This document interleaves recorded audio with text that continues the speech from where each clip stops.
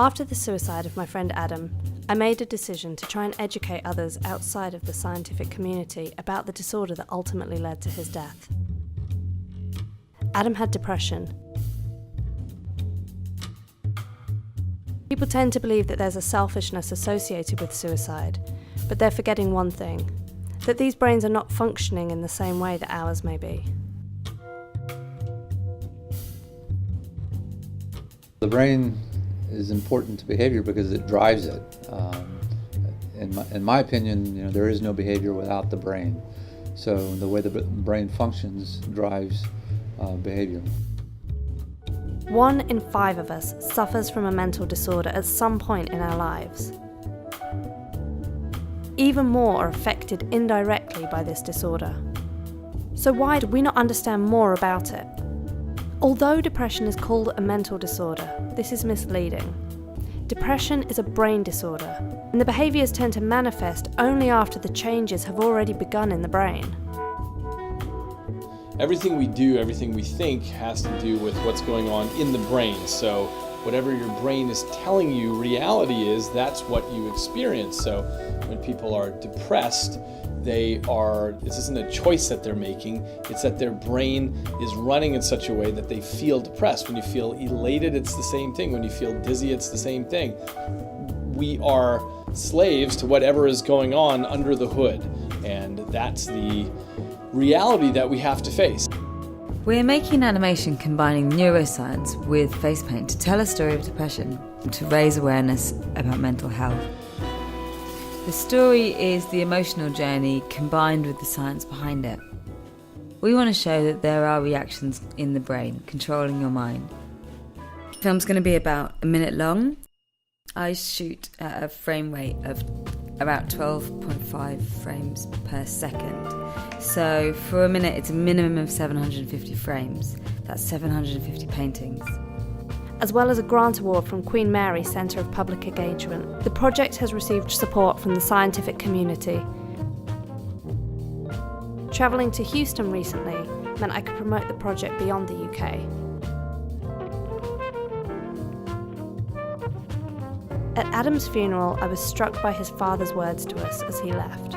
Don't let your brain control your mind.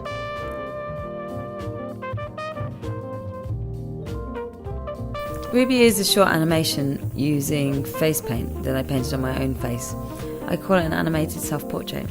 It's about the cycle of life and the energy transferring from one incarnation to the next.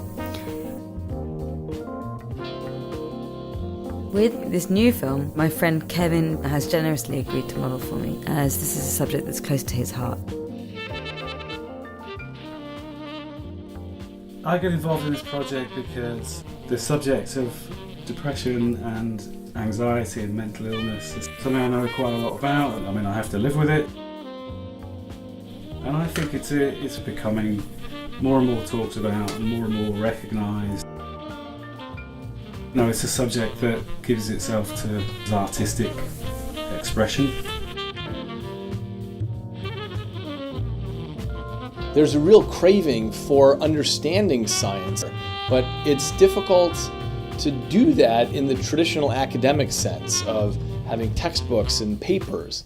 When I saw Emma's work, I was blown away by it because it's so beautiful and creative, and it can really tell a story. We've also been sharing storyboards with other scientists, mental health professionals, and people who suffer depression to create something that can get the message across in a really beautiful way.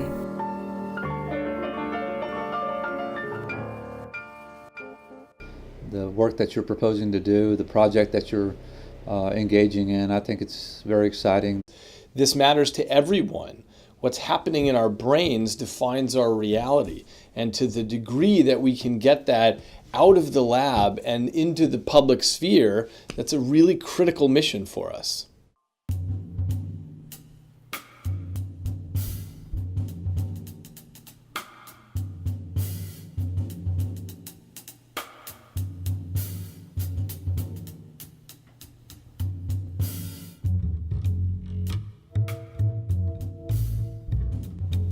Through our collaboration, we hope to show the very real biological underpinnings of what is frequently considered to be just in the mind.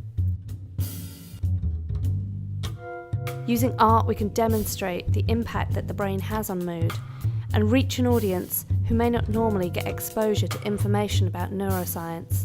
Depression is not a disorder of the mind. It is a disorder of the brain.